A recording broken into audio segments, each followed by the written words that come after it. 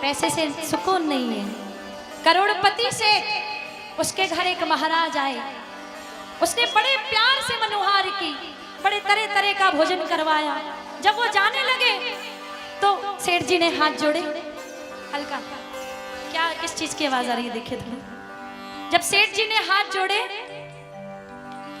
तो महाराज जी ने कहा भाई तुम्हारे पास किस चीज की कमी है, तुम क्यों हाथ जोड़ रहे हो, वे इतने बड़े सेठ हो, कोई कमी नहीं है। तो सेठ जी कहने लगे महाराज जी मेरे 3 बेटे 3 बहुएं, पत्नी स्वर्गवासी हो चुकी है, जिंदगी में एक ही चीज की कमी है, अगर मुझे एक बेटी होती तो बड़ा सुकून होता दिल को, हर बात उससे कर पाता जो बेटे से नहीं कर पाया। महाराज जी ने कहा अच्छा बेटी नहीं है, तो बड़ा सोच के जवाब दिया कि तुम बरसाने की नगरी में रहते हो, क्यों ना राधे रानी को ही अपनी बेटी बना लो। सेठ जी के मन को ये बात जम गई, उन्होंने एक बहुत बड़ा चित्र बनवाया राधे रानी का, अपने कमरे में लगवाया, और जहां सोते ठीक उसके सामने, जब उठते तो प्रणाम करते, सोते तो प्रणाम करते, खाते तो प्रणाम करते, कहीं जाते तो प्रणाम करते, हर बात राधा रानी से किया करते। बेटी ऐसा हुआ, बेटी ऐसा हुआ, बेटी ऐसा हुआ। एक दिन ऐसा हुआ कि सेठ जी के घर एक मनिहारी आई चूड़ी पहनाने। 3 बहुएं थी, सेठ जी दुकान पर थे, हर साल आया करती थी। पहले घूंघट में आई, उसने हाथ बढ़ाया तो मनिहारी ने उसे चूड़ी पहनाई।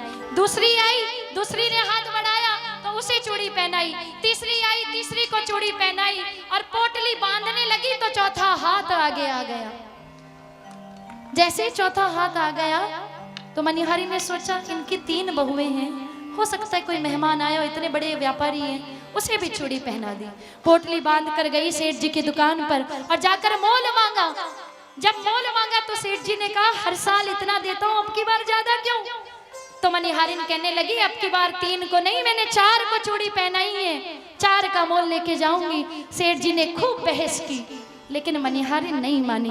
बिना मोल लिए, बड़ी गरीब थी, बिना मोल लिए चली गई, लेकिन मोल लेके नहीं गई 3 का।